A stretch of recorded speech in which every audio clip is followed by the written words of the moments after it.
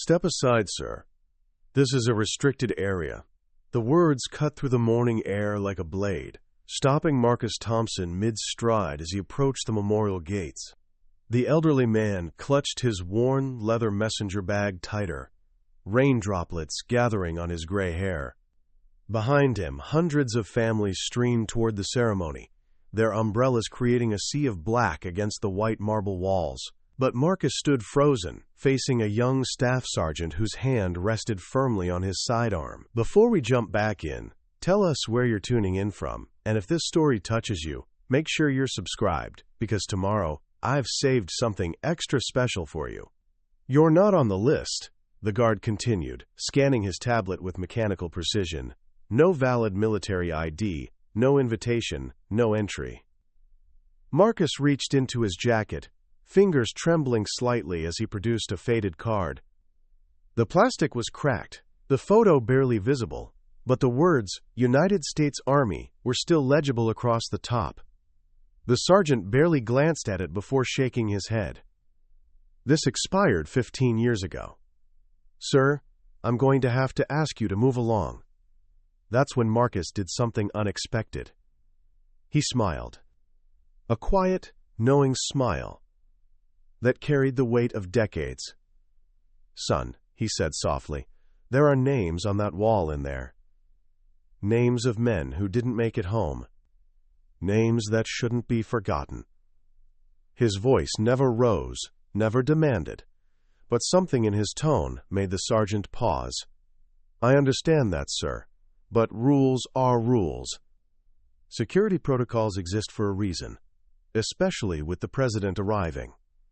Now, please step back."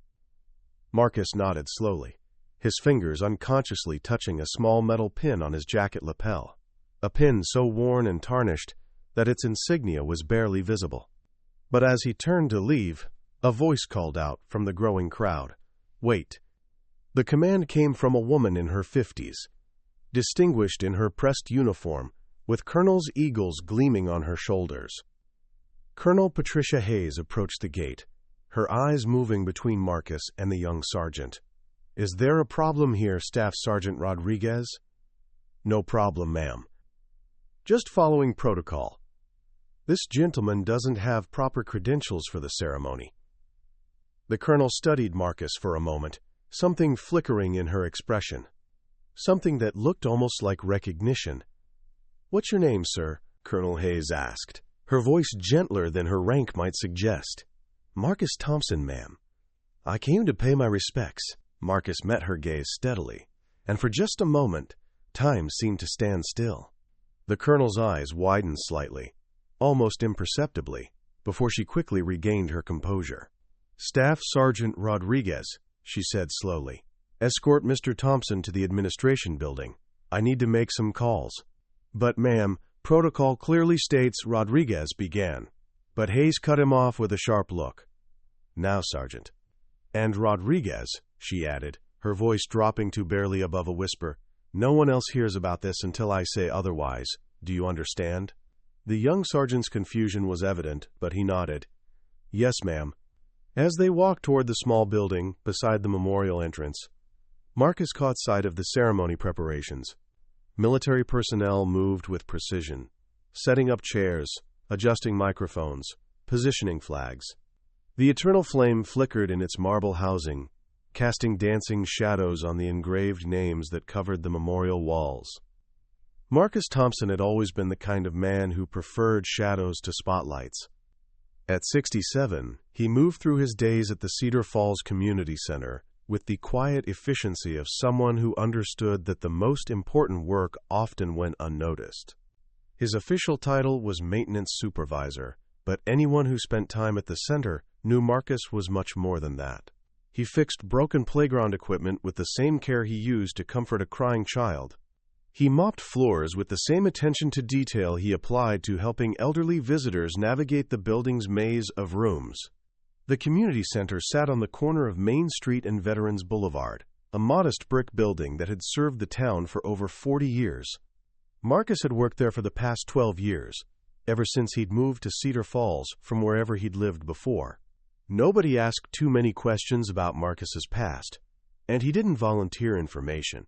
What mattered was that he showed up every day at 7 in the morning, stayed until the last program ended, and somehow made everything work better just by being there. His small apartment above Murphy's hardware store was sparse, but clean. A single bed, a kitchen table for two that only ever seated one, and a bookshelf filled with biographies of military leaders and histories of conflicts most people had forgotten. The only decoration was a single, framed photograph on the nightstand. 3 young men in desert camouflage, arms around each other's shoulders, squinting against a brutal sun.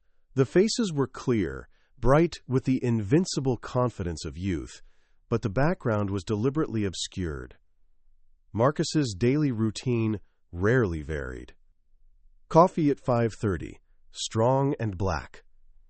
A walk around the neighborhood as the sun came up, his slight limp more pronounced in the morning, before his muscles warmed up. Work from 7 until 6, with lunch eaten alone on the bench behind the center, watching children play in the small park next door. Dinner at home, usually something simple, heated in the microwave. Books until his eyes grew heavy, then sleep that came in careful 3-hour intervals, broken by dreams he never discussed with anyone. The people of Cedar Falls had grown to depend on Marcus in ways both small and significant. When the community center's boiler failed during a brutal winter storm, Marcus worked for 18 straight hours to jury-rig a temporary heating system that kept the building's senior programs running. When a teenager spray-painted graffiti on the memorial plaques outside the center, Marcus quietly cleaned it off before anyone else saw it, then spent his lunch breaks for the next month talking to the kid about respect and preparing and narrating this story took us a lot of time. So if you are enjoying it, subscribe to our channel. It means a lot to us. Now back to the story. Responsibility. When Mrs. Chen's grandson fell off his bike in the parking lot and scraped his knee, Marcus was there with bandages and gentle words before the boy's tears had fully started. But for all his quiet presence in the community, Marcus remained something of a mystery. He drove a 15-year-old pickup truck that ran perfectly despite its age. He dressed in simple clothes, jeans, and button-down shirts that were clean and pressed but showed their years. He carried the same worn leather messenger bag every day, its surface soft from constant handling, its contents unknown to everyone but Marcus himself. When people asked about his past, he would smile and change the subject, or find something that suddenly needed his immediate attention.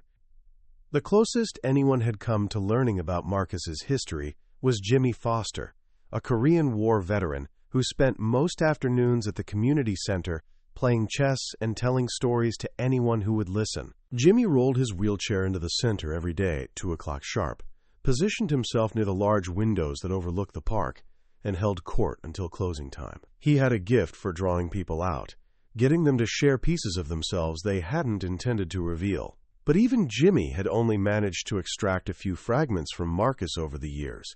Yes, he had served in the military. Yes, he had been overseas. No, he didn't want to talk about it. When Jimmy pushed too hard, Marcus would simply disappear into one of his maintenance tasks, leaving the old veteran to continue his stories without his most intriguing audience member. The messenger bag was Marcus's most constant companion, present during every task, every conversation, every quiet moment. It never left his side during work hours, and he took it with him whenever he left the building. The leather was cracked in places, worn smooth in others, and the brass buckles had long since lost their shine. Sometimes, when he thought no one was watching, Marcus would unconsciously touch the bag's side pocket, as if reassuring himself that something important remained safely inside. His apartment held few clues to his past beyond the single photograph and his collection of military histories. The books were well read, their spines creased and pages marked with careful notes in the margins. He owned no computer, no television, just an old radio that he tuned to classical music in the evenings. His clothes hung in the closet with military precision, each shirt and pair of pants spaced exactly the same distance apart. His shoes were always polished, even the work boots he wore to the community center.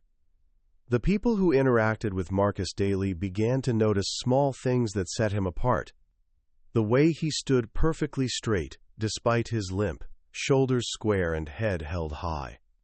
The way he could assess a broken piece of equipment with a single glance and know exactly what needed to be done. The way he moved through crowds, without seeming to hurry but somehow always ended up exactly where he needed to be. The way he listened to people, really listened, as if every word mattered. Rebecca Chen, who covered local news for the Cedar Falls Gazette, had tried multiple times to write a feature story about Marcus. The community center had recently received a state award for its programs, and Marcus's work was clearly a significant part of that success. But every time she approached him for an interview, he politely declined, not because he was rude or unfriendly, but because he genuinely seemed to believe that his contributions weren't worthy of attention. "I just fix things," he would tell Rebecca with that quiet smile of his. Nothing special about that. But Rebecca had been a reporter long enough to recognize when someone was deliberately staying in the shadows. Marcus Thompson was hiding something, and her instincts told her it wasn't something shameful or criminal. It was something significant, something that might explain the careful way he carried himself and the subtle authority that seemed to radiate from his unassuming presence. The morning of Memorial Day had started like any other for Marcus. Coffee at 5:30, though he had taken extra care with his appearance. His best jeans, pressed the night before, a clean white button-down shirt, shoes polished until they reflected the morning light. The leather messenger bag, as always, hung from his shoulder. But today, there was something different about Marcus's demeanor, a sense of purpose that went beyond his usual quiet efficiency. He had walked to Riverside National Memorial Park instead of driving, taking the long route through downtown Cedar Falls that passed the American Legion Hall, the small Veterans Monument in the town square, and the row of flags that lined Veterans Boulevard. His pace was measured, deliberate, as if each step was part of a ceremony only he understood. The slight limp, that usually became less noticeable as the day progressed, seemed more pronounced this morning, but his posture remained military straight. As he approached the memorial park, Marcus could see the preparations already underway. Security personnel moved through the grounds with practiced efficiency, checking sightlines and coordinating radio communications. News vans lined the street outside the main entrance, their satellite dishes reaching toward the overcast sky like technological prayers. Barricades channeled the growing crowd of attendees toward designated entry points, where staff members checked names against lists and examined identification. Marcus had no invitation, no formal credentials, no official reason to be admitted to the ceremony. He had only his expired veteran's ID, his worn messenger bag, and a small metal pin on his jacket lapel that had lost most of its original detail to time and weather. But he also had something else, something invisible but unmistakable to those who knew how to look for it. He had the bearing of a man who belonged there, who had earned his place among the honored and the grieving. The crowd filing through the entrance gates was diverse in age, but unified in purpose. Elderly veterans moved slowly, but with dignity, their service ribbons and unit pins creating small displays of military history on their civilian clothes. Middle-aged children of fallen soldiers carried flowers and photographs, their faces set in the careful composure of long-practiced grief. Young families with small children whispered explanations of why this day mattered, why these names carved in marble deserved their respect and remembrance. Marcus watched the procession for several minutes before joining the line that led to the security checkpoint. He stood patiently behind a family of 4, listening to the father explain to his young daughter why they were there, why her grandfather's name was on the wall inside, why some people didn't come home from war. The little girl asked innocent questions that carried the weight of eternal mysteries, and Marcus found himself remembering other children, other questions, other times when simple answers had been impossible to provide. When his turn came at the checkpoint, Marcus approached Staff Sergeant Rodriguez with the same quiet confidence he brought to every task at the community center. He presented his expired ID without explanation or apology, as if its validity was not a matter for debate. Rodriguez, young and earnest in his crisp uniform, followed protocol exactly as he had been trained. But something in Marcus's demeanor, in the way he carried himself, in the absolute stillness with which he waited for a decision, seemed to unsettle the young sergeant. That was when Colonel Hayes had appeared, drawn by some instinct that told her this was not a routine security matter. Her recognition of Marcus had been immediate and unmistakable, even if she couldn't quite place the memory that was stirring in the back of her mind. She knew that face, that bearing, that particular way of standing at attention without actually coming to attention. She knew it meant something important, something that went beyond expired identification cards and security protocols. As they walked toward the administration building, Marcus remained silent, his eyes taking in the memorial grounds with the careful attention of someone seeing a place for the first time and recognizing it completely.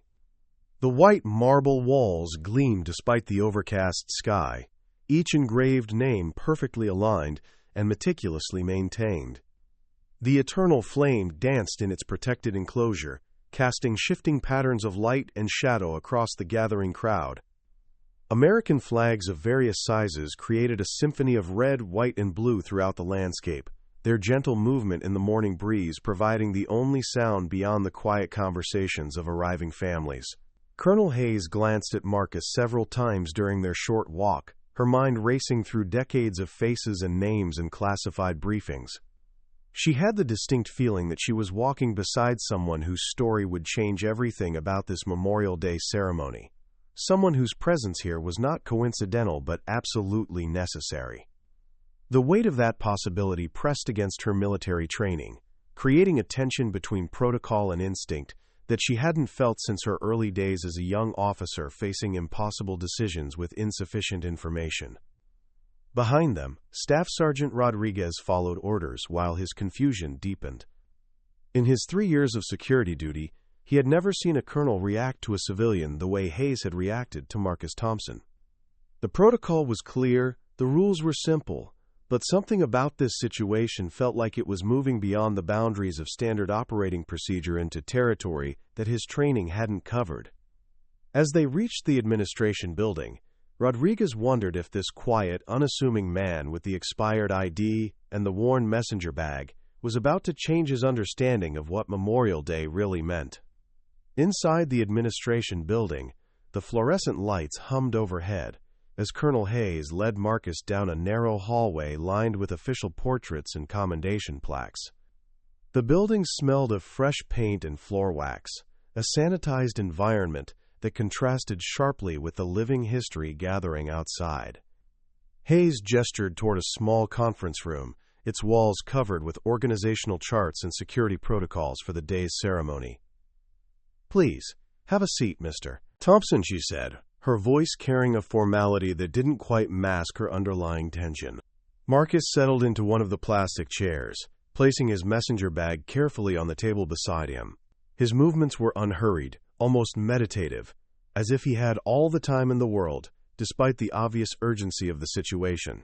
Rodriguez remained standing by the door, his hand unconsciously resting near his radio. The young sergeant had been trained to recognize threats, to identify suspicious behavior, to maintain security protocols under any circumstances. But Marcus Thompson didn't fit any of the categories from his training manuals. The man radiated calmness instead of aggression, certainty instead of deception, and something else that Rodriguez couldn't quite name but found deeply unsettling. Colonel Hayes pulled out her secure phone, the kind issued only to senior officers with high-level clearances. She stepped toward the window that overlooked the memorial grounds, where crews were making final preparations for the presidential arrival. The sound of helicopters echoed in the distance, the advanced security team conducting their aerial reconnaissance of the area. Marcus watched her with patient eyes, his hands folded in his lap. He showed no signs of nervousness or anxiety, no indication that being detained by military security was anything other than a minor inconvenience. When Hayes glanced back at him, she found him studying the photographs on the conference room walls, images of past Memorial Day ceremonies, distinguished visitors, and moments of military honor. "I'm going to need to make some calls," Colonel Hayes said, though she didn't immediately dial any numbers. Instead, she found herself studying Marcus more carefully, trying to place the nagging sense of recognition that had struck her at the gate. There was something about his bearing, the way he held his shoulders, the particular shade of gray in his hair that triggered memories she couldn't quite access. "Of course, ma'am," Marcus replied, his voice carrying a slight southern accent that hadn't been noticeable during their brief exchange outside. "Take all the time you need." He seemed genuinely content to wait, as if the ceremony proceeding without him was less important than whatever process Colonel Hayes needed to complete. Rodriguez shifted his weight from one foot to the other, his confusion growing deeper by the minute. In his experience, civilians who were detained for security reasons fell into predictable categories. They were either angry about being stopped, nervous about the implications, or eager to explain themselves in hopes of quick release. Marcus Thompson displayed none of these reactions. He sat with the patience of someone who understood that certain procedures took time, and that rushing them would serve no useful purpose. Outside the window, the memorial grounds continued to fill with visitors.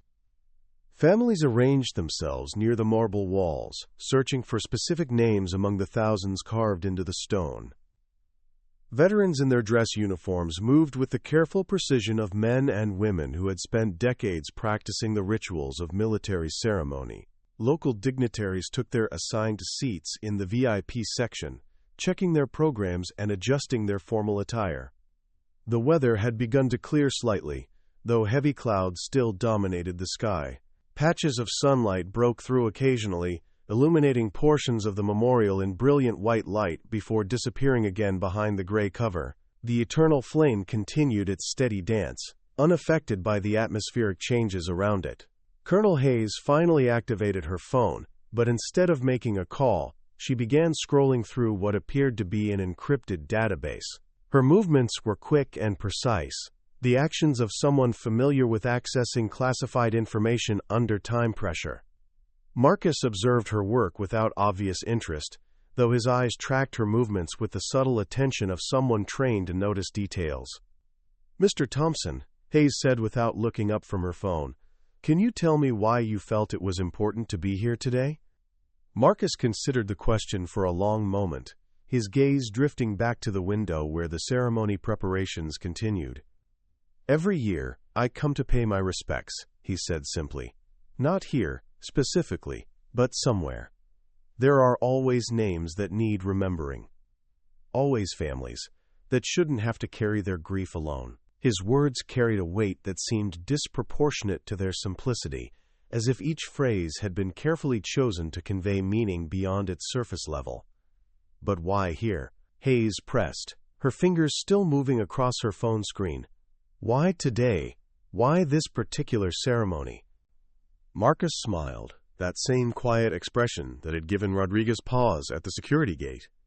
"Because this is where the president will be," Marcus replied. "Because this is where the cameras will record the words and the music and the speeches. Because this is where the country will remember, if only for a few hours, that freedom isn't free." His voice remained calm, but there was something underneath it now, a current of emotion that ran deeper than his measured words suggested.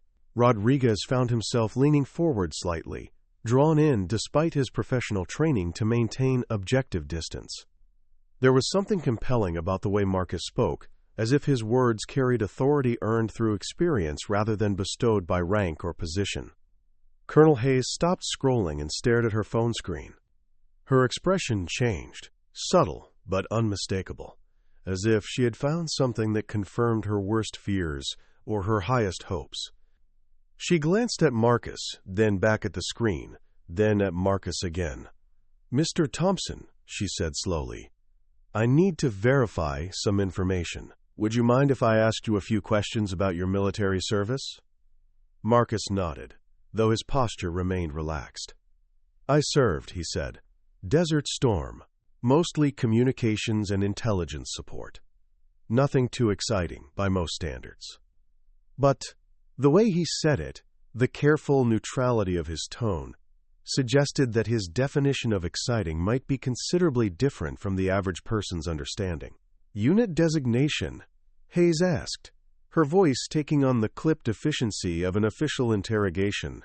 Marcus was quiet for several heartbeats, his eyes focused on something beyond the conference room walls. "That's a complicated question," he said finally. "Official records might not reflect the complete picture. Sometimes units existed for specific purposes, specific time frames. Sometimes the paperwork got lost, or misfiled, or archived in places that weren't easily accessible." His answer was truthful, but evasive, providing information without revealing anything concrete. Hayes looked down at her phone again, cross-referencing whatever she had found with Marcus's carefully worded responses. Rodriguez watched both of them, feeling increasingly like he was witnessing a conversation conducted in a language he didn't understand, full of references and implications that existed beyond his level of clearance. The sound of increased helicopter activity outside indicated that the presidential arrival was approaching. Security protocols would be escalating, perimeters would be tightening, and every person on the memorial grounds would need to be accounted for and verified. Colonel Hayes was running out of time to resolve whatever situation Marcus Thompson represented. "Mr. Thompson," she said, reaching into her own briefcase and producing a tablet computer, "I'm going to show you some photographs. I need you to tell me if any of these people look familiar to you." Marcus nodded his consent, though something in his expression suggested he already knew what he was about to see. The first photograph showed a group of soldiers in desert camouflage, their faces young and serious beneath their helmets. Marcus studied it carefully, his expression revealing nothing. The second photograph was similar, different faces but the same setting, the same era, the same sense of men and women preparing for something dangerous and uncertain. The third photograph made Marcus pause. It showed 3 soldiers standing beside what appeared to be a communications vehicle, their equipment spread across a folding table in the desert sun. The image quality wasn't perfect, and the faces were partially obscured by shadows and helmet brims, but something about the posture of the center figure, the way he held his shoulders, the angle of his head, was unmistakably familiar.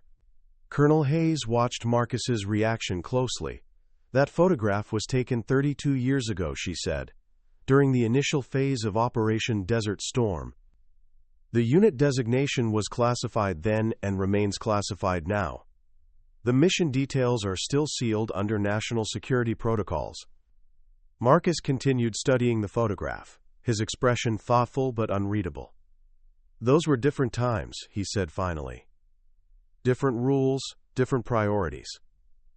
Sometimes good soldiers did what needed to be done, without worrying too much about whether it would end up in their official service records.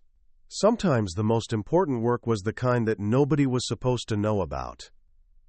Rodriguez felt completely lost in the conversation now, aware that he was witnessing something significant, but unable to understand its implications. Colonel Hayes seemed to be conducting some kind of verification process, but the exact nature of what she was trying to verify remained mysterious to him. The radio on Rodriguez's belt crackled to life. "Command center to all security personnel. Presidential motorcade is 15 minutes out. All stations report readiness status." Rodriguez keyed his radio to respond, but Hayes held up a hand to stop him. "Give me 2 more minutes," she said, her attention focused entirely on Marcus. "Just 2 more minutes, and we'll have this sorted out." Rodriguez nodded, though his discomfort with the situation was growing more obvious by the moment. "Mr. Thompson," Hayes continued, turning back to her phone and opening what appeared to be an encrypted communication app. "I'm going to send a message to someone who might remember you. Someone who was there during the time frame we're discussing. If you are who I think you might be, this person will confirm it within minutes." Marcus finally looked directly at her, and for the first time since entering the administration building, his calm demeanor showed a crack of something deeper. Not fear exactly, but perhaps apprehension about doors that had been closed for 3 decades suddenly being opened again. "Colonel," he said quietly, "some doors were closed for good reasons. Some names were buried because they needed to stay buried. Some stories don't have endings that make people feel better about the world. Hayes met his gaze steadily. Maybe not, she replied. But today isn't about making people feel better. Today is about honoring the people who served, who sacrificed, who did the jobs that others couldn't or wouldn't do.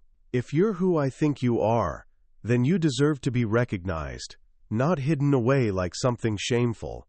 She sent her message and set the phone on the table between them. The response came back in less than 30 seconds.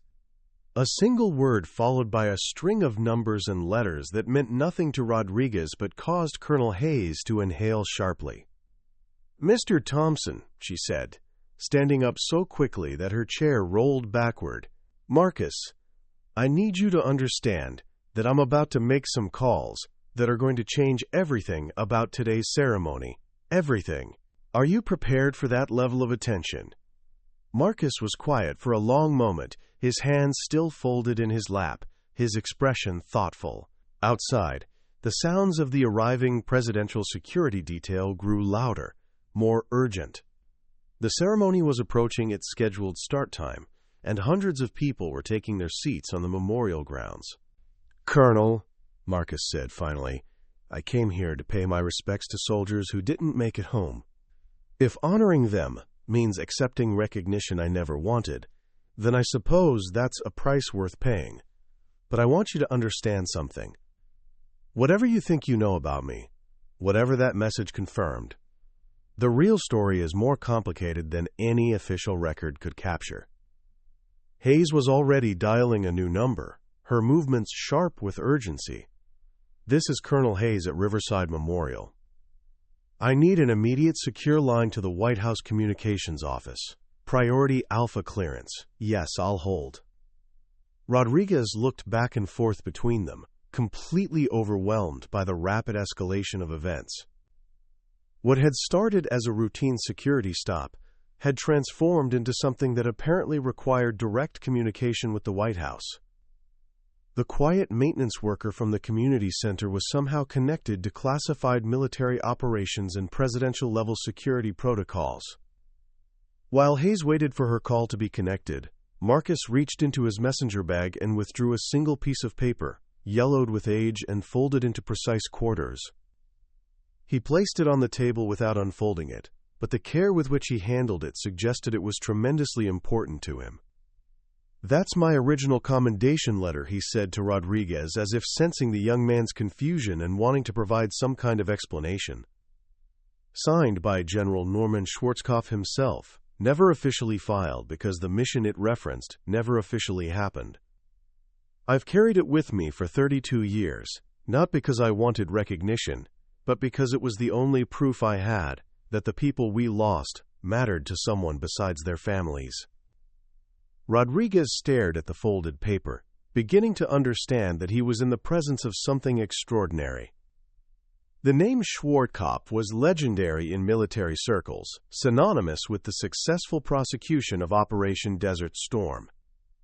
If Marcus Thompson possessed a personal commendation from that iconic general, it suggested a level of service and sacrifice that went far beyond routine military duty. Hayes's call was finally connected. "This is Colonel Patricia Hayes, Memorial Services Coordinator at Riverside National Memorial Park. I need to speak with Deputy Chief of Staff Kane immediately. It's regarding a security matter that requires presidential attention before the ceremony begins." Marcus watched her with the same patient expression he had maintained throughout the entire encounter, but Rodriguez thought he detected something new in the older man's demeanor. Not nervousness exactly, but perhaps the resignation of someone who had spent decades in the shadows and was about to be thrust into the light whether he wanted it or not. The morning sun broke through the clouds again, streaming through the conference room windows and illuminating the dust motes that danced in the air between them. Outside, the ceremony was about to begin, with or without Marcus Thompson in attendance, but Rodriguez had the growing certainty that before this day was over, everyone at Riverside National Memorial Park would know the name of the quiet man with the expired ID and the worn leather messenger bag. Colonel Hayes's conversation with the White House grew more intense with each passing minute. "Yes, sir. I understand the security implications, but I'm telling you that we have a situation here that goes beyond normal protocols. Yes, sir. I've confirmed his identity through classified channels. No, sir. He's not a threat. He's exactly the opposite. As she spoke, Marcus continued to sit quietly, his hands now resting on his messenger bag, as if drawing strength from whatever else it contained. The small metal pin on his jacket lapel caught the sunlight, and for just a moment, Rodriguez could make out the faded outline of what appeared to be crossed rifles above a parachute. Airborne infantry. Special operations. The kind of unit that did the impossible and never talked about it afterward. The pieces were beginning to fall into place, and Rodriguez realized he was witnessing the emergence of a story that had been buried for 3 decades, waiting for exactly this moment to surface again. Marcus Thompson wasn't just a veteran seeking to attend a memorial service. He was living history, a connection to events that had shaped the modern military and influenced the freedom that the ceremony was meant to honor. Colonel Hayes ended her call and looked at Marcus with an expression that mixed respect, anticipation, and something that might have been awe. "Sir," she said, "in approximately 10 minutes, you're going to receive a personal invitation from the President of the United States to join her in the VIP section for today's ceremony. After that, nothing about your quiet life in Cedar Falls is going to be the same." Marcus nodded slowly, as if he had been expecting this moment for 32 years and was finally ready to face whatever came next. "That's all right, Colonel," he said. "Some secrets are meant to be kept, and some are meant to be shared when the time is right. I suppose today the time is right." The sound of approaching helicopters grew louder, signaling the imminent arrival of the most powerful person in the free world. In just a few minutes, Marcus Thompson would step out of the shadows and into a spotlight that would reveal not just his own hidden story, but the broader truth about sacrifice, service, and the price of freedom that the Memorial Day ceremony was meant to commemorate. Rodriguez remained at his post by the door, but his understanding of his role had fundamentally changed. He was no longer guarding a security risk or managing a protocol violation. He was protecting a piece of living history, ensuring that one of America's forgotten heroes would finally receive the recognition he had earned 3 decades earlier in the deserts of Kuwait and Iraq. As they waited for the presidential arrival, the conference room filled with a silence that carried the weight of impending revelation. Marcus Thompson sat with his hands folded, his expression calm, prepared to step into whatever future awaited him beyond the administration building's walls. The ceremony was about to begin, and for the first time in 32 years, all the pieces were finally falling into place. The presidential motorcade arrived with the precision choreography that defined all movements of the commander-in-chief. Black SUVs formed a protective convoy that stretched along Veterans Boulevard, their tinted windows reflecting the morning light as Secret Service agents positioned themselves at strategic points throughout the memorial grounds. The rhythmic thump of helicopter rotors provided an aerial symphony as Marine One prepared to land on the designated zone behind the Honor Garden. Marcus watched through the conference room window as the security perimeter expanded outward like ripples on a pond. Additional barriers appeared as if by magic, manned by agents whose earpieces crackled with constant communication. The crowd of memorial attendees was gently but firmly guided into designated areas, their movements controlled by professionals who made crowd management look effortless. Colonel Hayes had ended her secure call and now stood beside Marcus, both of them observing the controlled chaos of presidential arrival protocols. Her expression carried the weight of decisions that would ripple far beyond this single ceremony. In her 24 years of military service, she had never been part of a situation that required direct intervention from the highest levels of government. "Mr. Thompson," she said quietly, "in about 5 minutes, Deputy Chief of Staff Robert Kane is going to walk through that door. He's going to ask you questions that I can't prepare you for, and your answers are going to determine how the rest of this day unfolds. Are you ready for that kind of scrutiny?" Marcus reached into his messenger bag and withdrew a small leather portfolio, its surface worn smooth by decades of careful handling. Inside were documents that had never seen the light of day, photographs that had never been published, and commendations that had never been officially recorded. His fingers traced the edge of the portfolio as he considered Colonel Hayes's question. "I've been ready for 32 years, he said simply. The only question was whether anyone would ever care enough to ask. Hayes nodded, understanding that they had moved far beyond routine security protocols into territory that would require wisdom, discretion, and perhaps a willingness to challenge established procedures. Staff Sergeant Rodriguez remained at his post by the door, but his role had evolved from security guard to witness. The training manuals he had studied contained no procedures for situations like this, no protocols for managing the intersection of classified history and public ceremony. His radio continued to crackle with updates from the security perimeter, but the urgent communications about crowd control and threat assessment seemed increasingly irrelevant to what was happening in the conference room. The door opened without warning, admitting a man in his 50s whose civilian suit couldn't quite disguise the military bearing that defined his movement through the world. Deputy Chief of Staff Robert Kane carried himself with the confidence of someone accustomed to making decisions that affected millions of people, but his expression suggested that today's situation was unlike anything he had encountered in his years of government service. Colonel Hayes came to attention automatically, though Kane gestured for her to remain at ease. His eyes moved immediately to Marcus, studying him with the intensity of someone trained to assess threats and opportunities in the span of heartbeats. Marcus met his gaze steadily, neither deferential nor defiant, simply present and ready for whatever examination was about to occur. "Mr. Thompson," Kane said, settling into the chair across from Marcus, "I've spent the last 10 minutes reviewing classified files that officially don't exist, talking to people whose names don't appear in any government directory, and trying to understand how a community center maintenance worker ended up at the center of a presidential security briefing." Marcus smiled, that same quiet expression that had characterized all his interactions throughout the morning. "Sometimes, sir, the most important stories are the ones that weren't supposed to be told." Kane opened his own portfolio, revealing documents that bore the unmistakable markings of the highest levels of classification. "According to the information I've reviewed," Kane continued, "you were part of a joint special operations unit during Desert Storm that conducted missions so sensitive they were compartmentalized beyond normal classification protocols.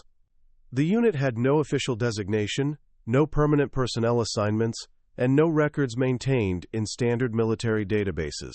"That's correct," Marcus replied, his voice carrying the same calm certainty that had marked all his responses throughout the morning. "We were assembled for specific operations, disbanded immediately afterward, and instructed never to discuss our activities with anyone, including our families and our subsequent commanding officers." Kane leaned forward, his expression intensifying. "Mr. Thompson, I need you to understand that the person sitting 30 yards away from us right now is the President of the United States. She's about to deliver a speech honoring the sacrifices of American service members, and she's surrounded by hundreds of people who deserve to feel safe and secure during this ceremony. If there's anything about your presence here that could compromise that security, I need to know about it right now." Marcus was quiet for a long moment, his hands resting on his leather portfolio.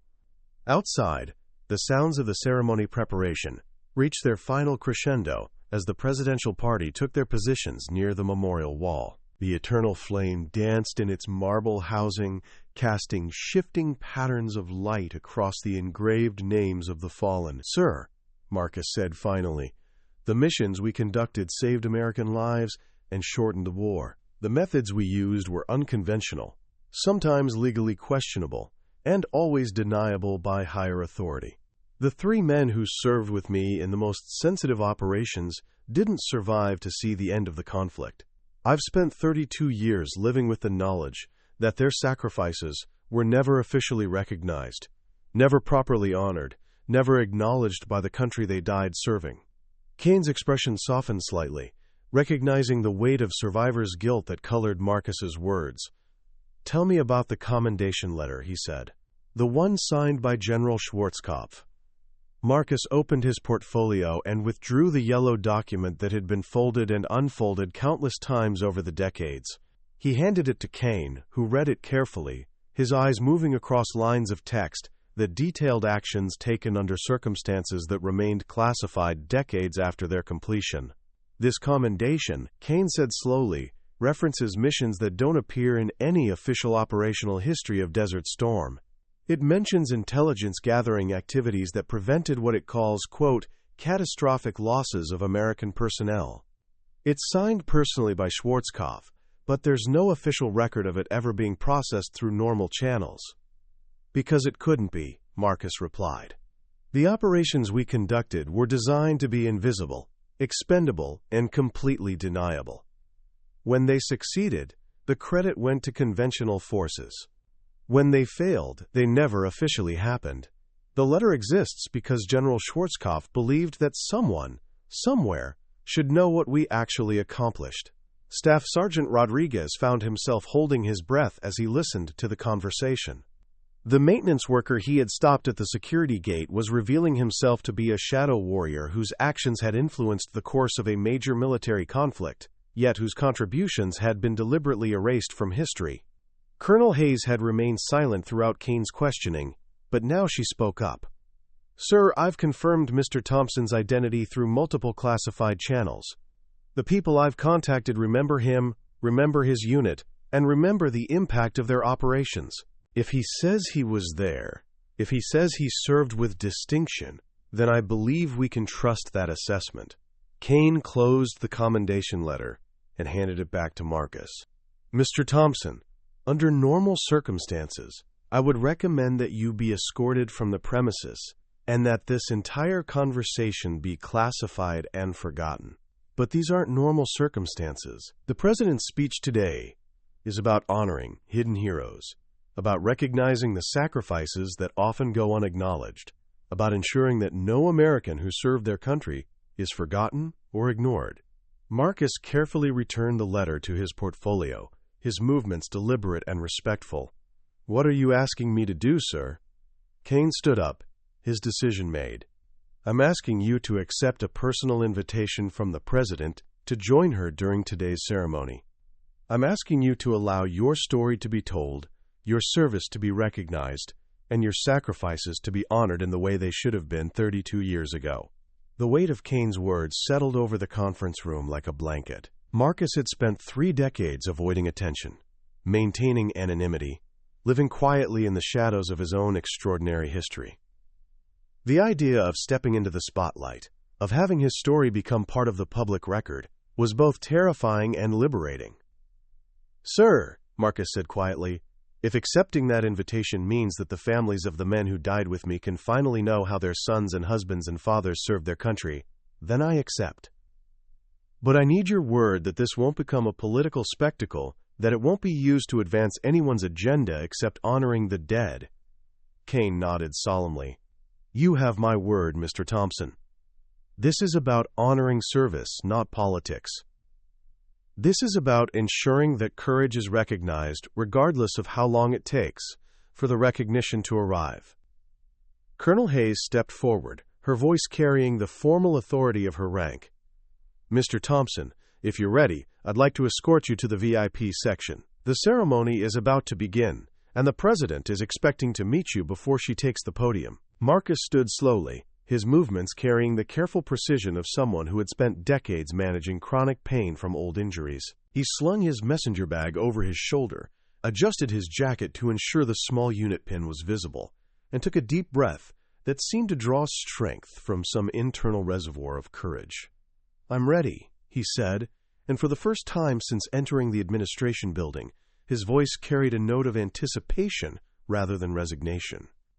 Rodriguez opened the door, stepping aside to allow the small procession to pass. As they walked down the hallway toward the exit, he realized he had witnessed something historic, a moment when hidden truth finally intersected with public recognition. The morning air felt different when they emerged from the administration building. The earlier overcast skies had given way to patches of blue, and the sun broke through the clouds with increasing frequency. The memorial grounds buzzed with the controlled energy of a major ceremony about to begin. But there was something else in the atmosphere now, a sense of anticipation that went beyond the normal excitement of a presidential visit. As they walked toward the VIP section, Marcus was aware of eyes turning toward him, of whispered conversations that seemed to recognize that something unusual was happening. Colonel Hayes led the way with military precision, but her bearing suggested pride rather than mere duty. Deputy Chief of Staff Kane walked beside Marcus, occasionally speaking into his secure communication device as he coordinated the final details of what was clearly an unprecedented situation. The VIP section was arranged in a semicircle facing the memorial wall, with the presidential podium positioned to allow the commander-in-chief to address both the assembled dignitaries and the larger crowd of family members and veterans.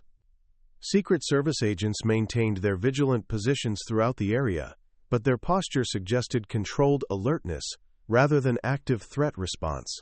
President Sarah Mitchell stood near the podium, reviewing her prepared remarks while aides provided last-minute updates on the ceremony schedule. She was younger than Marcus had expected, perhaps in her mid-50s, with the kind of presence that commanded attention without demanding it. When Kane approached her, she looked up with the focused attention of someone accustomed to processing critical information quickly and accurately. "Madam President," Kane said quietly, "I'd like you to meet Marcus Thompson." Marcus stepped forward, not quite coming to attention, but standing with the unmistakable bearing of a career military man. President Mitchell extended her hand, and when Marcus took it, he was surprised by the firmness of her grip and the directness of her gaze. "Mr. Thompson," she said, "I've just finished reading a very interesting summary of your service record. Or rather, the parts of your service record that officially exist. I understand there are other parts that make for even more interesting reading." "Yes, ma'am," Marcus replied, uncertain of the appropriate protocol for addressing a president who is clearly aware of classified operations that most presidents never learned about. The president smiled, a genuine expression that seemed to cut through the formal atmosphere surrounding them. "Today's ceremony is about honoring the men and women who served our country with distinction, often under circumstances that prevented their contributions from being properly recognized at the time." "It sounds to me like you fall squarely into that category." Marcus nodded, feeling the weight of 3 decades of secrecy beginning to lift from his shoulders. "Ma'am, I'm here to honor the memory of 3 soldiers who died serving our country in operations that officially never happened. If being here today means their families can finally know how they served, then I'm grateful for the opportunity." President Mitchell's expression grew more serious, recognizing the gravity of what Marcus was telling her. "Mr. Thompson, after the ceremony, I'd like to invite you to Washington.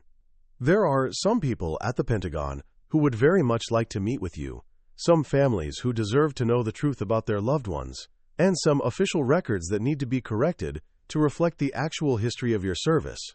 Marcus felt tears gathering at the corners of his eyes, though his voice remained steady. "Ma'am, I would be honored to help in any way I can." The president nodded, then gestured toward a chair that had been placed in the front row of the VIP section. "For now, though, I'd like you to take a seat right here. You've waited 32 years for this recognition, and I think it's time you received it in front of the people who understand what service and sacrifice really mean."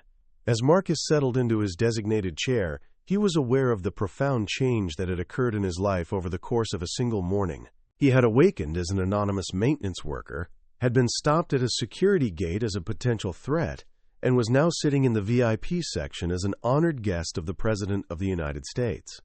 The ceremony began with the traditional military honors, the presenting of colors, the playing of the national anthem, and the moment of silence for the fallen. But as President Mitchell approached the podium to deliver her Memorial Day address, Marcus knew that this ceremony would be different from any that had come before it, that his presence here represented not just personal vindication, but a broader commitment to ensuring that no American who served their country would be forgotten or ignored. The memorial wall gleamed in the sunlight behind the president, its engraved names a testament to the price of freedom.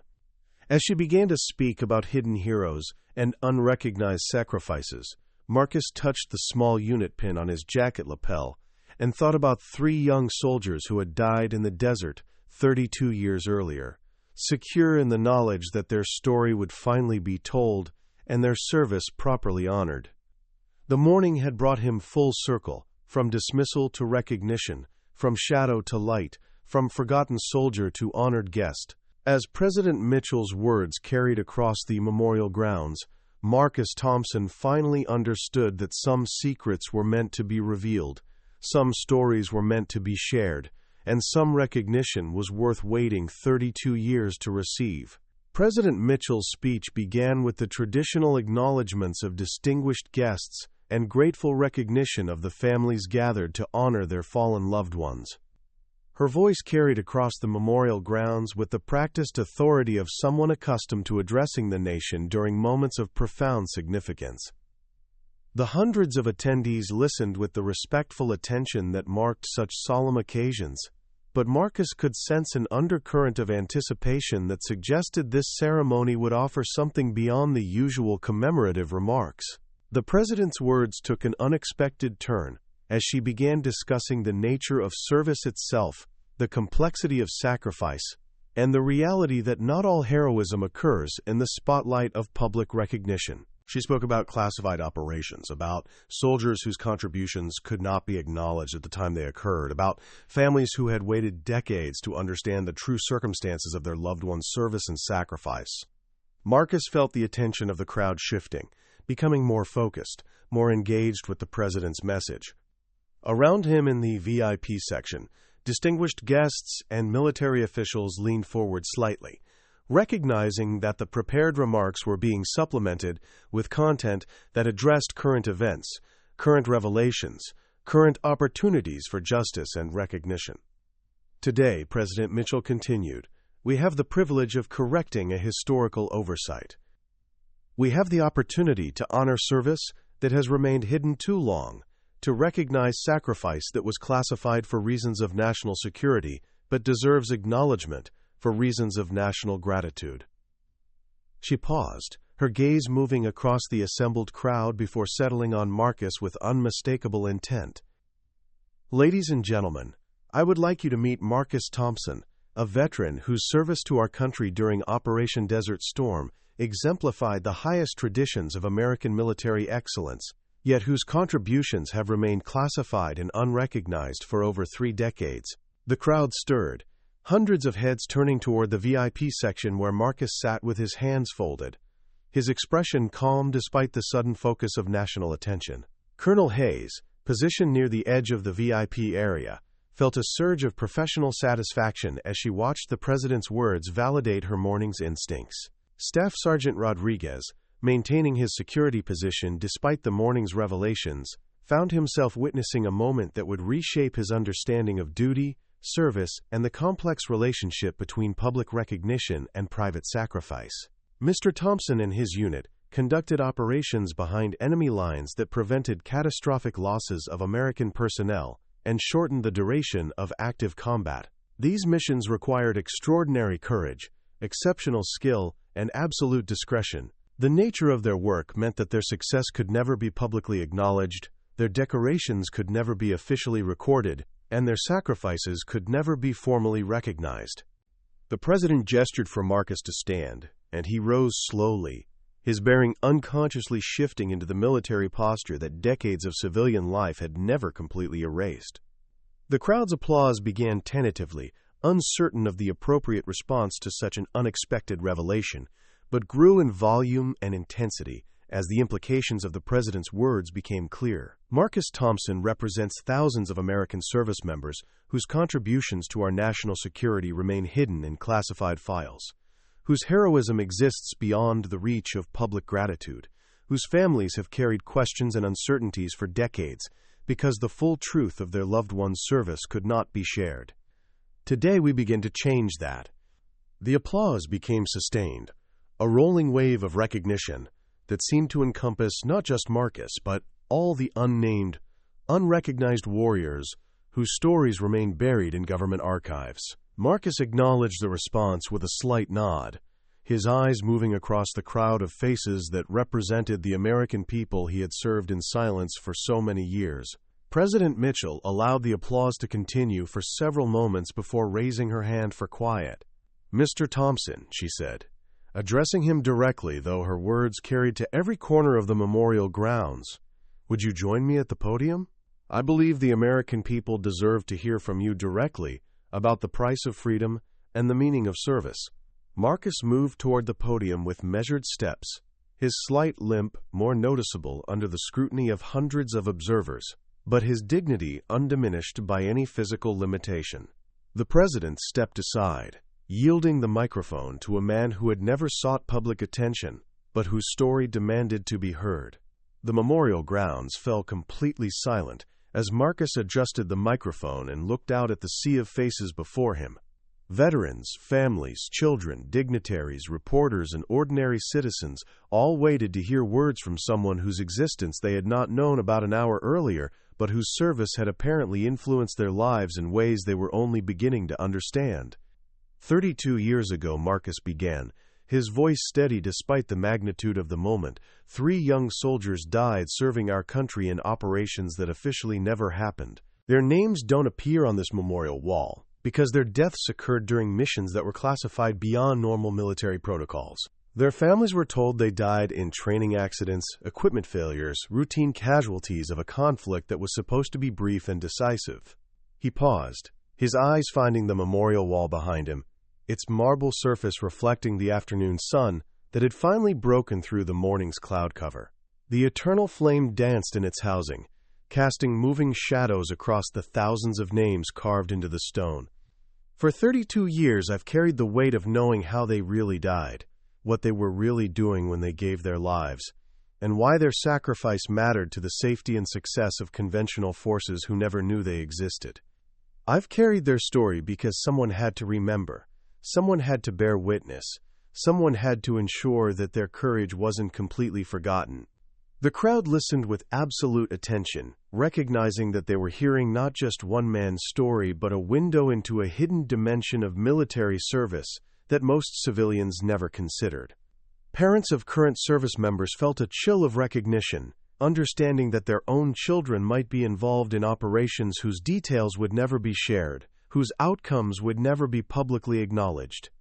Today, Marcus continued, President Mitchell has given me permission to say their names aloud, to honor their memory publicly, to tell their families and their country how they served and why their sacrifice mattered.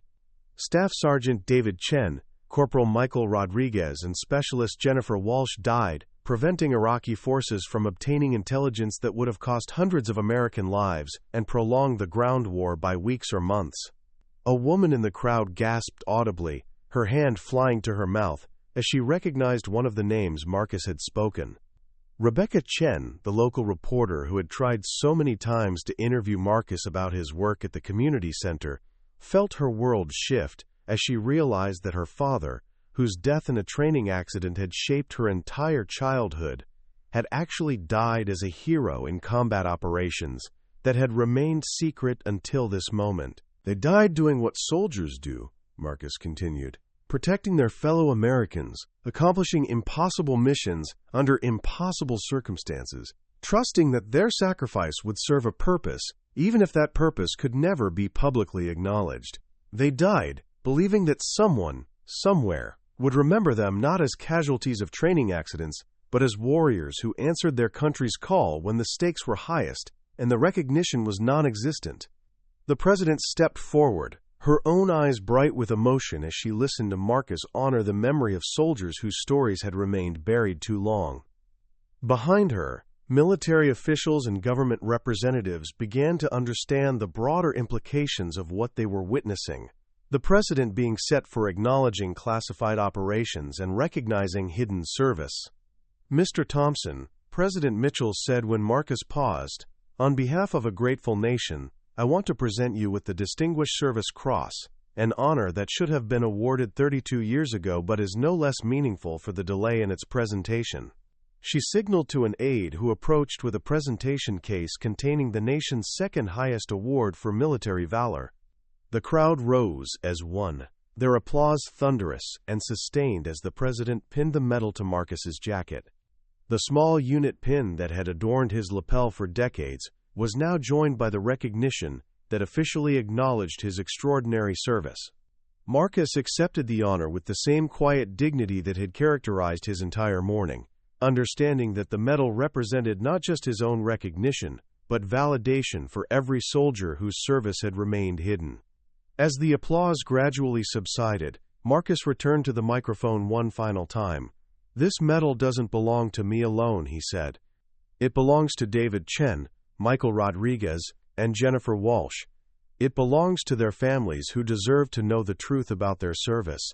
It belongs to every soldier who has served in silence, every family who has carried questions without answers, every warrior whose story remains classified but whose courage deserves recognition."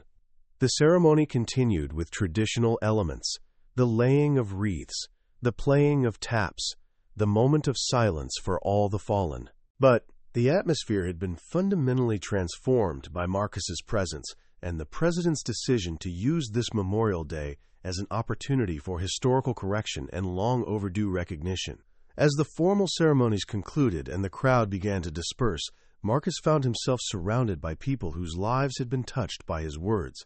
Rebecca Chen approached with tears streaming down her face, introducing herself as Staff Sergeant David Chen's daughter, and thanking Marcus for finally allowing her to understand her father's true legacy. An elderly woman in a wheelchair was pushed forward by her grandson, revealing herself as Michael Rodriguez's mother, who had spent 3 decades believing her son died in a meaningless accident rather than a heroic mission. A young man in his 30s identified himself as Jennifer Walsh's nephew, explaining that his family had always questioned the official explanation of her death, but had never been allowed to pursue their doubts. Marcus spent the remainder of the afternoon talking with these families, sharing memories of their loved ones that had been classified for over 3 decades, providing details about their service and their sacrifice that brought both pain and comfort to relatives who had waited so long for the truth. Each conversation was a small act of healing, a restoration of honor that had been delayed but not denied. Colonel Hayes observed these interactions with professional satisfaction, understanding that the morning's security incident had evolved into something far more significant than anyone could have anticipated. Her decision to trust her instincts about Marcus's identity had resulted in a moment of historical correction that would influence military policy regarding classified recognition for years to come. Deputy Chief of Staff Kane coordinated with White House communications personnel to manage the media response to the unprecedented ceremony. The story would need careful handling to balance transparency with ongoing security requirements, ensuring that Marcus's recognition didn't compromise other classified operations or endanger soldiers currently serving in similar capacities. As the sun began to set over Riverside National Memorial Park, Marcus stood once more before the memorial wall, this time accompanied by President Mitchell and a small group of officials who had remained after the public ceremony. The engraved names seemed to glow in the golden light, each one representing a family's loss, a nation's debt, a story of service and sacrifice. "Mr. Thompson," the president said quietly, "tomorrow morning I'd like you to fly to Washington with me. There are records to be corrected, families to be contacted, and policies to be reviewed. Your story has opened a door that's been closed for too long, and I intend to make sure it stays open for other soldiers whose service deserves recognition." Marcus nodded, understanding that his quiet life in Cedar Falls was about to change in ways he had never imagined. The maintenance supervisor, who had awakened that morning as an anonymous veteran, was ending the day as a nationally recognized hero whose story would influence military policy and provide comfort to families who had waited decades for answers. The small metal pin on his jacket lapel, now accompanied by the Distinguished Service Cross, caught the last rays of sunlight as Marcus prepared to leave the memorial grounds. 32 years after completing his classified service, he had finally been allowed to honor his fallen comrades publicly, to share their story with the families who deserved to know the truth, and to accept recognition that validated not just his own sacrifice, but the service of countless soldiers whose contributions remained hidden. As he walked toward the parking area, where a government vehicle waited to transport him to his new life, Marcus reflected on the morning's events. He had come to pay his respects to fallen soldiers and ended up receiving recognition he had never sought but deeply appreciated. More importantly, he had been able to honor the memory of David Chen, Michael Rodriguez, and Jennifer Walsh in the way they had always deserved. The memorial ceremony had accomplished something rare in government and military affairs: the correction of a historical injustice through the recognition of hidden truth. Marcus's story would inspire policy changes that ensured future classified operations included provisions for eventual recognition, that families of soldiers who died in secret missions would receive appropriate notification when security concerns allowed, and that the nation's gratitude could eventually reach even those who served in the deepest shadows. The drive away from Riverside National Memorial Park took Marcus past the community center where he had worked for 12 years, past the apartment above Murphy's hardware store where he had lived in quiet anonymity, past the familiar streets of Cedar Falls where he had built a peaceful life far from the chaos of his military service. Tomorrow he would begin a new chapter, one that involved testimony before congressional committees, meetings with Pentagon officials, and coordination with families who deserved answers about their loved ones' service. But tonight, as the government vehicle carried him toward whatever came next, Marcus Thompson finally felt the peace that had eluded him for 32 years. The burden of carrying classified secrets had been lifted, replaced by the satisfaction of knowing that 3 fallen soldiers would finally receive the recognition they had earned, and their families would finally understand the true nature of their sacrifice.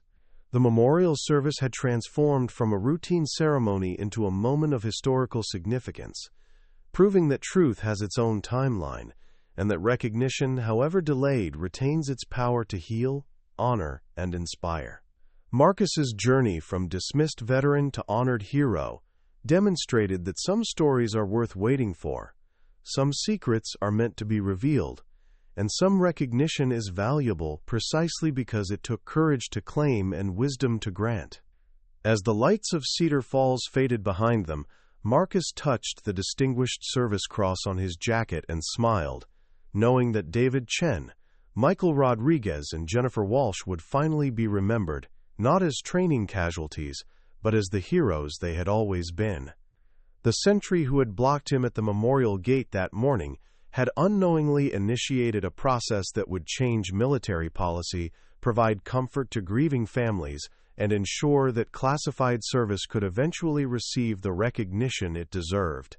The story that had begun with dismissal and suspicion had ended with presidential recognition and national gratitude, proving that sometimes the most important journeys start with a single step toward truth and end with the restoration of honor that should never have been denied. Marcus Thompson's Memorial Day had become a gift to every soldier who had ever served in silence, every family who had ever questioned official explanations, and every citizen who believed that service and sacrifice deserved recognition regardless of how long recognition took to arrive. 6 months after the Memorial Day ceremony that transformed his life, Marcus Thompson stood in the Pentagon's Hall of Heroes, surrounded by portraits of Medal of Honor recipients whose faces gazed down with the eternal dignity of supreme sacrifice. The morning sun streamed through tall windows, illuminating the polished marble floors and casting long shadows across the ceremonial space where America's highest military honors were traditionally presented. Today marked the culmination of months of intensive investigation, document review, and family notifications that had followed President Mitchell's unprecedented decision to declassify portions of Operation Desert Storm's most sensitive missions. The Classified Service Recognition Act, legislation that Marcus had helped draft during countless hours of testimony before congressional committees, was being signed into law in a ceremony that would fundamentally alter how the military acknowledged its shadow warriors. The months following the memorial service had been a whirlwind of activity that contrasted sharply with the quiet anonymity Marcus had maintained for over 3 decades. Congressional hearings, Pentagon briefings, family meetings, and media interviews had filled his days with a level of attention that felt surreal after years of changing light bulbs and fixing broken playground equipment at the Cedar Falls Community Center. Rebecca Chen had written a Pulitzer Prize-winning series of articles about her father's previously unknown service, pieces that had sparked national conversations about military transparency, family notification procedures, and the psychological cost of carrying classified secrets for decades. Her investigation had uncovered dozens of similar cases, families who had spent years questioning official explanations that didn't align with their loved one's character, training, or final communications. The ripple effects of Marcus's story had extended far beyond individual recognition into systemic reform. The Pentagon had established the Office of Classified Service Documentation, a new department tasked with reviewing historical operations and identifying cases where declassification could provide appropriate recognition without compromising ongoing security. Mrs. Rodriguez, now 83 and confined to a wheelchair, had become an unofficial spokesperson for military families seeking truth about their loved one's service, her dignified advocacy lending moral authority to reform efforts. Jennifer Walsh's nephew, David, had left his civilian career to enlist in the Army, inspired by learning the true circumstances of his aunt's death and determined to carry forward her legacy of service. His decision represented the positive generational impact of finally acknowledging hidden sacrifice, transforming family grief into renewed commitment to military service. The legislation being signed today included provisions for posthumous recognition of classified service members, family notification protocols that balanced security with transparency, and counseling support for veterans who had carried classified burdens alone for decades. Marcus had worked closely with Pentagon officials to ensure the new policies would prevent future situations where service members died unrecognized and families lived with unanswered questions. Colonel Hayes, promoted to Brigadier General partly due to her handling of the Memorial Day situation, served as the Pentagon's liaison for implementing the new recognition protocols. Her morning instincts about Marcus's significance had evolved into a career-defining assignment that placed her at the center of military transparency reform. Staff Sergeant Rodriguez, now a Sergeant First Class, had become something of a legend among security personnel for his role in the events that led to historic policy changes. His careful adherence to protocol while remaining open to unexpected circumstances had become a case study in military academies, demonstrating how rigid procedures could coexist with flexible thinking when situations demanded creative solutions. The ceremony began with traditional military honors, but the atmosphere carried an electricity that acknowledged this was no routine recognition event. President Mitchell, flanked by senior Pentagon officials and congressional leaders, stood before a lectern, positioned to address both the assembled dignitaries and the television cameras that would carry her words to a national audience. "Today we correct an injustice that has persisted too long," she began, her voice carrying the authority of office, combined with genuine emotion. "We acknowledge that our nation's security has been protected by men and women whose service could not be recognized at the time it occurred, whose families have carried questions and grief without the comfort of understanding their loved ones' true contributions to our freedom." Marcus sat in the front row, wearing the dress blue uniform that had been tailored for him at government expense, the Distinguished Service Cross prominent among the ribbons and decorations that finally reflected his complete service record. Beside him sat the families of David Chen, Michael Rodriguez, and Jennifer Walsh, each holding folded flags and posthumous medals that officially recognized their loved one's classified service. The Classified Service Recognition Act represents a fundamental shift in how we balance national security with national gratitude, President Mitchell continued. It establishes procedures for eventually acknowledging classified operations when security considerations allow, ensures that families receive appropriate information about their loved one's service, and provides support for veterans who have carried classified burdens without recognition or assistance. The legislation included a provision that particularly pleased Marcus: the establishment of an annual Memorial Day ceremony specifically dedicated to honoring classified service members, whose contributions could not be acknowledged through traditional channels.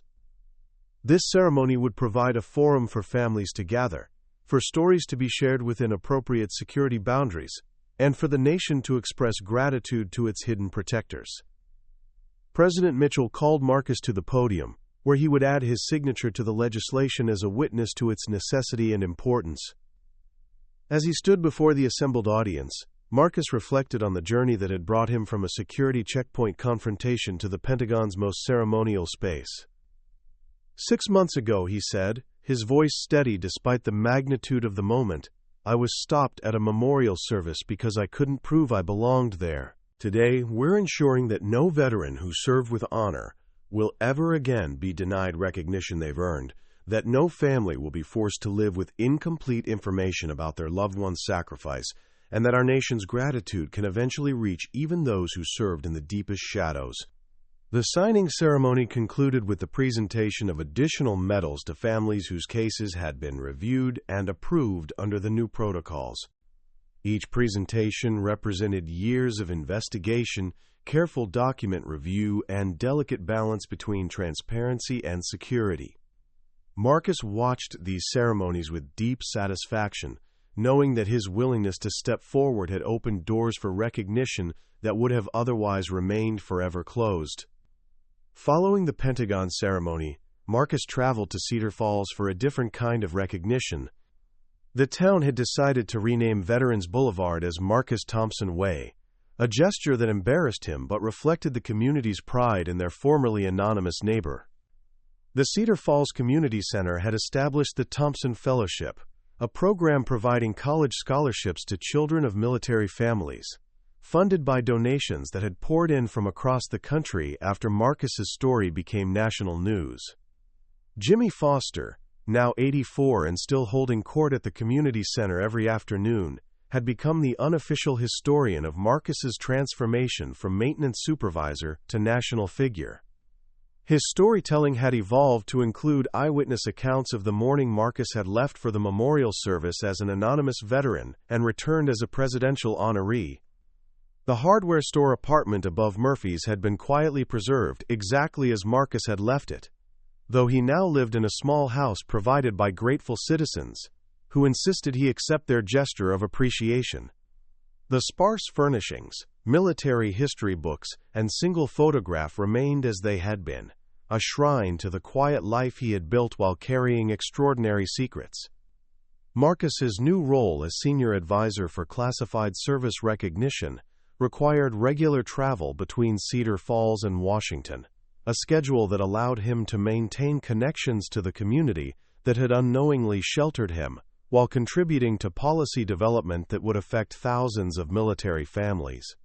His government salary was supplemented by speaking fees from veterans organizations and military academies eager to hear first-hand accounts of classified service and its psychological costs. The book he was writing, tentatively titled Shadows of Service, would be the first authorized memoir by a formerly classified special operations veteran, its publication carefully coordinated with security officials to ensure no operational details compromised ongoing missions.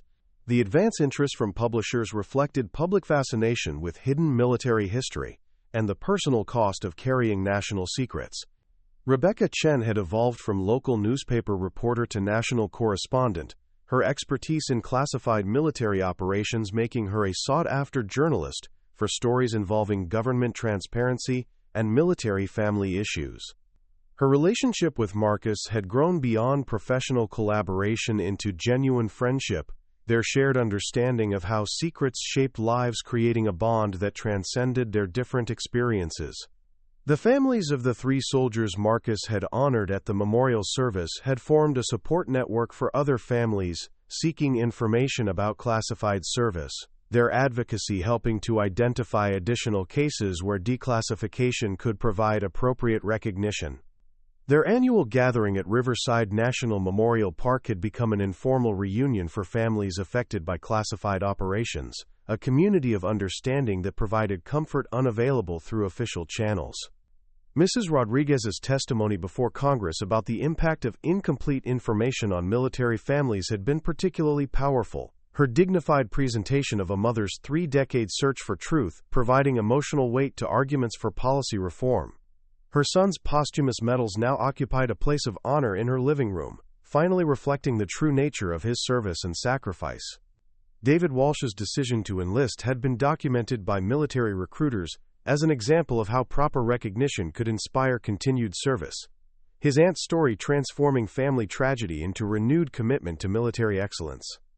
His basic training performance had been exceptional, driven by determination to honor the legacy he had finally been allowed to understand. The policy changes, initiated by Marcus's revelation, had identified over 200 cases requiring review for potential recognition, a backlog that would take years to process but represented hundreds of families who might finally receive complete information about their loved one's service. Each case required careful investigation, security review, and family notification procedures that balanced transparency with ongoing operational requirements. Colonel Hayes, now Brigadier General Hayes, had testified before multiple congressional committees about the implementation challenges of the new recognition protocols. Her practical experience with classified operations, providing valuable insights into workable procedures. Her career trajectory from Memorial Service Coordinator to Pentagon Policy Advisor demonstrated how unexpected events could redirect professional paths in positive directions.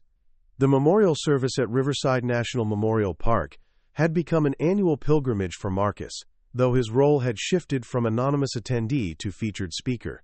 His address at the first anniversary ceremony had focused on the importance of remembering all service members, visible and hidden, officially recognized and classified beyond acknowledgement. The crowd's response had been overwhelming, their gratitude extending beyond his personal story to encompass all veterans whose contributions remained unrecognized. Staff Sergeant Rodriguez, promoted again to Sergeant First Class, had been assigned to the Pentagon's security detail, partly due to his role in the events that led to historic policy changes. His experience with Marcus had taught him to look beyond surface appearances when evaluating security situations, a skill that had proven valuable in subsequent assignments involving unusual circumstances. The community center where Marcus had worked for 12 years had established a small museum documenting his transformation from maintenance supervisor to national figure, though he had insisted the displays focus on the broader issues of military recognition rather than his personal story. The exhibit included information about classified operations, family notification procedures, and the psychological impact of carrying military secrets, educational content that helped visitors understand the complexities of national security and personal sacrifice.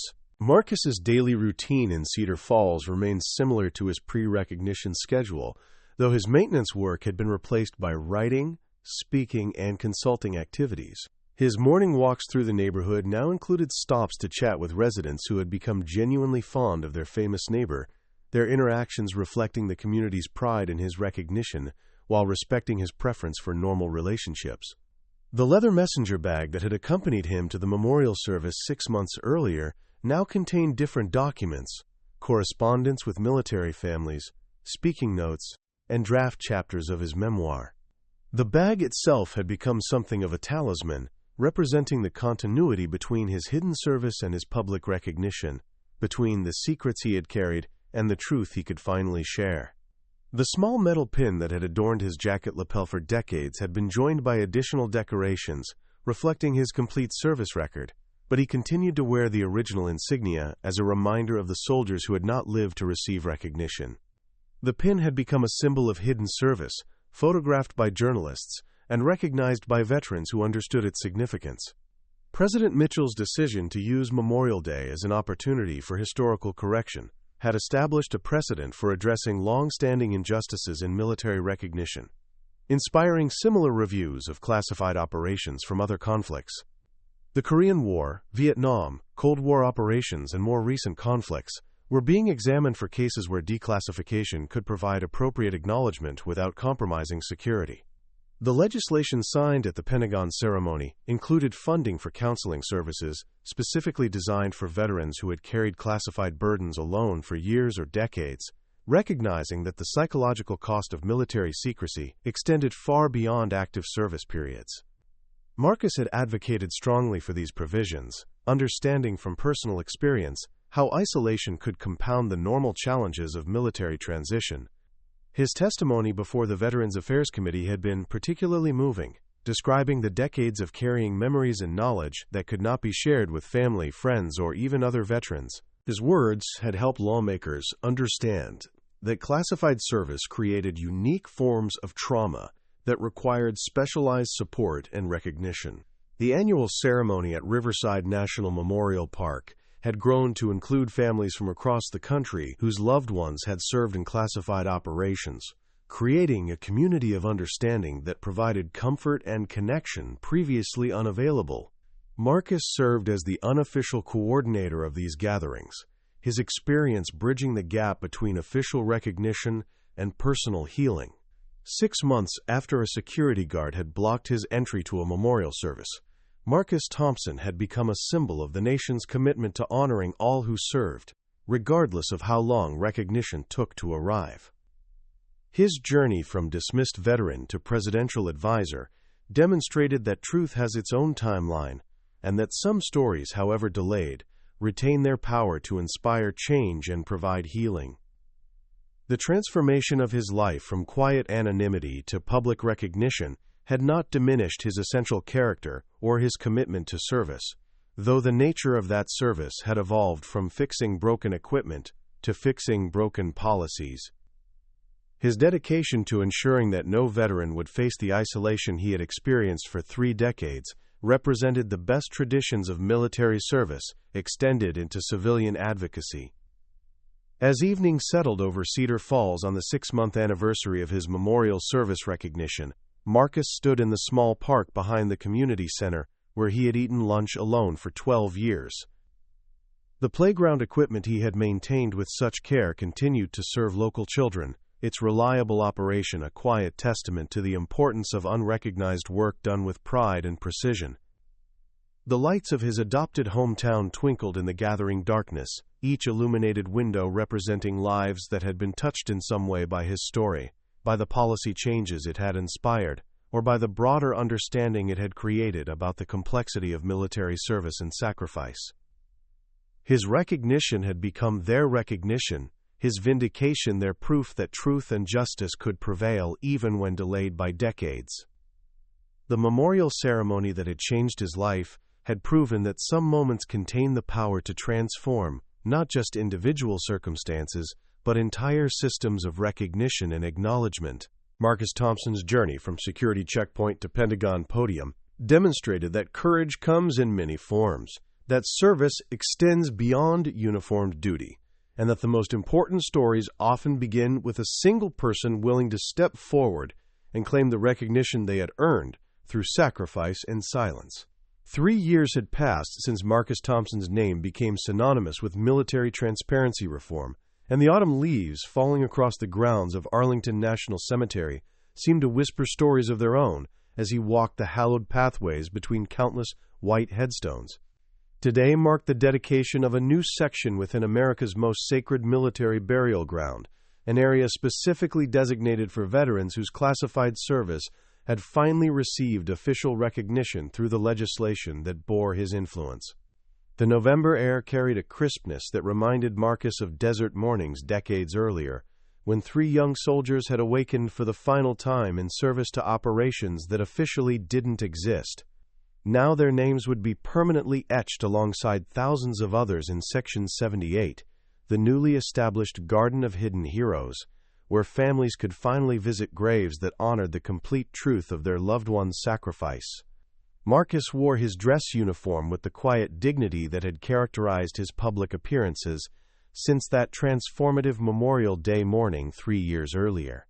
The Distinguished Service Cross remained his most treasured decoration, not for its personal significance but for what it represented to hundreds of families who had received similar recognition through the systematic review process his story had initiated. The dedication ceremony drew attendees from across the nation, military families who had spent decades carrying incomplete information about their loved ones' deaths, veterans whose classified service had finally received acknowledgement, and government officials whose careers had been shaped by the transparency reforms of the previous 3 years.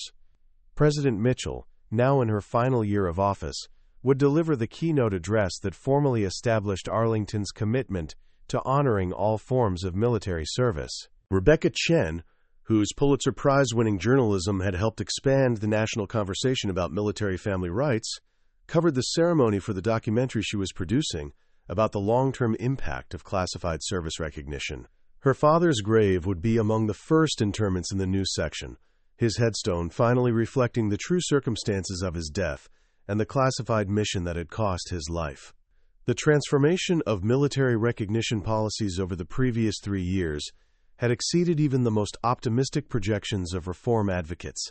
The Office of Classified Service Documentation had reviewed over 800 cases, resulting in posthumous recognition for more than 400 service members whose contributions had remained hidden for decades. Each case represented a family's journey, from incomplete information to understanding, from unanswered questions to honored memory. General Hayes, promoted twice since her initial encounter with Marcus at Riverside National Memorial Park, served as the Pentagon's senior advisor for classified operations transparency.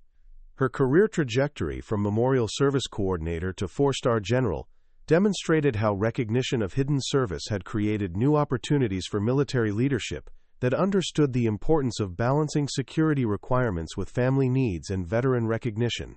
The policy innovations had extended beyond posthumous recognition to include support systems for active duty personnel engaged in classified operations. New protocols ensured that service members understood the long-term implications of classified service, provided psychological support during and after sensitive missions, and established procedures for eventual recognition when security considerations allowed. Marcus's role had evolved from reluctant recipient of recognition to senior statesman of military transparency reform. His testimony before congressional committees had influenced legislation affecting veteran benefits, family notification procedures, and declassification protocols. Universities sought his insights for military history programs, and foreign governments consulted with American officials about their own classified service recognition challenges. The book he had completed, Shadows into Light, A Journey from Classified Service to Public Recognition, had become required reading at military academies and officer training programs. Its careful balance of operational security and personal narrative provided a template for discussing classified service without compromising ongoing operations, demonstrating how transparency and security could coexist when managed thoughtfully. Cedar Falls had embraced its role as headquarters for the Marcus Thompson Foundation, a nonprofit organization that provided legal and emotional support for military families seeking information about classified service. The Foundation's offices occupied a renovated building on Veterans Boulevard, the street renamed in Marcus's honor, despite his continued protests about individual recognition over institutional change. The community center, where Marcus had worked for 12 years, had become an unofficial pilgrimage site for veterans and military families, its simple exhibits about classified service recognition attracting visitors from across the country.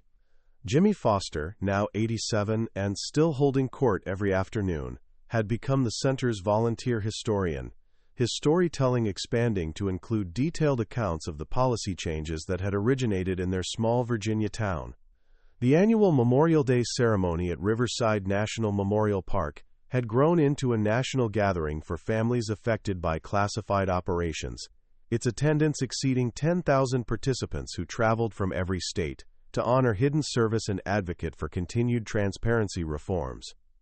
Marcus's annual address at the ceremony had become a tradition that combined remembrance with education, ensuring that younger generations understood both the necessity of classified operations and the importance of eventual recognition. Staff Sergeant First Class Rodriguez, now Master Sergeant Rodriguez, had been selected for the Army's Elite Security Training Program partly due to his experience with the Marcus Thompson situation. His ability to maintain security protocols while remaining open to exceptional circumstances had become a case study in military leadership programs, demonstrating how rigid procedures could accommodate unexpected situations without compromising mission requirements. The three families whose loved ones Marcus had honored in his presidential speech had become advocates for military transparency reform, their testimony before congressional committees providing emotional weight to policy arguments. Mrs. Rodriguez, now 86, served on the board of the Marcus Thompson Foundation, despite her advancing age, her advocacy ensuring that family perspectives remained central to policy development. David Walsh's military career had flourished under the influence of his aunt's finally acknowledged legacy, his exceptional performance in special operations training, reflecting the inspiration he drew from understanding her true service. His decision to specialize in communications and intelligence work honored her memory, while contributing to missions that might someday face their own recognition challenges. The ripple effects of Marcus's story had extended internationally, inspiring similar transparency reforms in allied nations, whose own classified operations had created comparable situations for military families. British, Canadian, and Australian officials had consulted with American experts about establishing their own classified service recognition programs, creating a coalition of democratic nations committed to honoring hidden service when security considerations allowed. The psychological support services established under the new legislation had helped hundreds of veterans who had carried classified burdens alone for decades, providing therapeutic resources specifically designed for the unique challenges of compartmentalized service. Marcus had advocated particularly strongly for these programs, understanding from personal experience how isolation could compound the normal difficulties of military transition. President Mitchell's administration had made military transparency reform a signature achievement, using Marcus's story as an example of how government could acknowledge past mistakes while implementing systemic changes to prevent future injustices. The political success of these reforms had encouraged other transparency initiatives, creating momentum for broader government accountability measures. The Pentagon's annual classified service recognition ceremony had become one of the military's most meaningful traditions, providing a forum for acknowledging recent declassifications and honoring families who had waited years or decades for complete information about their loved one's service. Marcus served as the ceremony's honorary chairman, his presence lending moral authority to proceedings that balance celebration with somber recognition of sacrifice. The academic study of classified military operations had expanded significantly since Marcus's public emergence, with universities establishing research programs dedicated to examining the historical impact of secret missions and their long-term effects on service members and families. These programs operated under careful security restrictions but provided scholarly framework for understanding the broader implications of hidden service.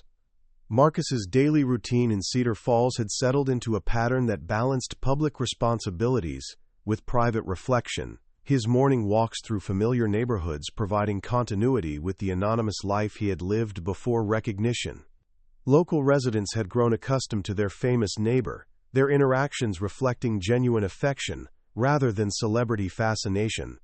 The leather messenger bag that had accompanied him to every significant event since the memorial service recognition now contained correspondence from military families worldwide, speaking requests from organizations dedicated to veteran affairs, and draft materials for his second book, which would focus on the broader implications of military transparency for democratic societies. The small metal pin that had adorned his jacket lapel for decades remained his most treasured possession, its worn surface representing not just his own service, but the collective sacrifice of all who had served in classified operations. The pin had been photographed countless times, its image becoming a symbol of hidden service that veterans worldwide recognized with understanding and respect. The Arlington ceremony began with traditional military honors, but the atmosphere carried unique significance as the first official recognition that classified service deserved permanent commemoration in the nation's most sacred military space. The Garden of Hidden Heroes represented more than policy change. It symbolized America's commitment to honoring all who served, regardless of how long recognition required or how complex the security considerations. President Mitchell's address focused on the evolution of American military culture since Marcus's emergence as a public figure, emphasizing how transparency reforms had strengthened, rather than weakened national security, by building trust between military institutions and the families who supported them. Her words carried particular weight as she prepared to leave office, ensuring that classified service recognition would continue as established policy rather than temporary reform. The dedication included the ceremonial interment of symbolic soil from battlefields where classified operations had occurred, creating sacred ground that honored service regardless of official acknowledgement at the time it occurred. Representatives from each military branch participated in the ceremony, demonstrating institutional commitment to honoring all forms of service. Marcus was invited to speak as the final ceremony participant, his words carrying the authority of someone who had experienced both the isolation of classified service and the healing power of recognition. Standing before the assembled crowd with Arlington's white headstones stretching toward the horizon, He reflected on the journey that had brought them from individual recognition to institutional change. 3 years ago, he began, his voice carrying across the sacred ground. I was stopped at a security checkpoint because I couldn't prove I belonged at a memorial service. Today, we dedicate permanent space in our nation's most honored cemetery for veterans whose service was hidden, but whose sacrifice was real. This transformation represents more than policy change. It demonstrates our commitment to ensuring that no American who served with honor will be forgotten or ignored. The crowd's response reflected deep understanding of how far military recognition policies had evolved, their applause acknowledging not just Marcus's personal journey, but the broader commitment to transparency and family support that his story had inspired. Children in the audience would grow up in a military culture that valued both security and recognition, ensuring that future classified operations would include provisions for eventual acknowledgement. Following the ceremony, Marcus visited the graves of David Chen, Michael Rodriguez, and Jennifer Walsh, their headstones now bearing inscriptions that reflected their classified service and the missions that had cost their lives. The accuracy of these memorials represented victory over decades of incomplete information, providing their families with tangible evidence that their loved one's sacrifice had been meaningful and officially recognized. The evening reception brought together military families, government officials, and reform advocates whose lives had been changed by the transparency initiatives of the previous 3 years. Conversations ranged from specific family recognitions to broader policy implications, creating networks of support and advocacy that would ensure continued attention to classified service recognition. Rebecca Chen's documentary crew captured interactions between families who had found connection through shared experiences of incomplete information and eventual recognition, their stories demonstrating how individual healing could contribute to collective understanding of military service complexity. Her film would premiere at military installations worldwide, ensuring that the lessons learned from classified service recognition reached future generations of service members. General Hayes reflected on her own transformation from Memorial Service Coordinator to Pentagon Policy Leader, her career demonstrating how unexpected events could redirect professional paths toward greater service and impact. Her leadership of transparency reforms had established templates for balancing security requirements with family needs that would influence military policy for decades. The foundation Marcus had established continued expanding its services, providing legal assistance for families navigating declassification processes, emotional support for veterans transitioning from classified to acknowledged service, and educational resources for military communities learning to integrate transparency reforms with security requirements. As the day concluded with veterans and families gathering informally throughout Arlington's pathways, Marcus walked among the headstones with quiet satisfaction, understanding that his journey from security checkpoint confrontation to national policy influence had created lasting change that would benefit thousands of military families. The transformation from dismissed veteran to honored advocate demonstrated that individual courage could inspire institutional reform when combined with persistent advocacy and principled leadership. The stars appearing above Arlington's sacred ground seemed to reflect the lights of hope that Marcus's story had kindled across the nation, proving that truth has its own timeline, and that recognition, however delayed, retains its power to heal wounds, honor sacrifice, and inspire continued service to ideals larger than individual recognition. His own grave would someday rest in this hallowed ground, his headstone bearing decorations and service details that accurately reflected both his conventional military service and his classified operations. But tonight, as he prepared to return to Cedar Falls and the quiet life he had built around public service and private reflection, Marcus Thompson understood that his greatest legacy would not be personal recognition, but the systematic changes that ensured no future veteran would face the isolation and anonymity that had defined his own experience for 3 decades. The journey from shadows to light had proven that democracy's strength lies not in perfect institutions, but in their capacity for correction and improvement when confronted with evidence of injustice. Marcus's story had become America's story, a testament to the nation's commitment to honoring all who serve, and ensuring that sacrifice is acknowledged regardless of the complexity of security requirements or the passage of time. The quiet maintenance supervisor who had been stopped at a memorial service 3 years earlier had become a symbol of the nation's promise to its military families, proof that individual courage combined with institutional willingness to change could create lasting reform that honored both security requirements and human dignity.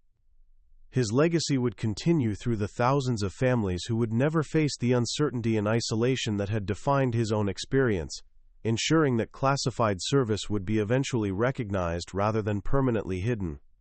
Up next, you've got 2 more standout stories right on your screen. If this one hit the mark, you won't want to pass these up. Just click and check them out.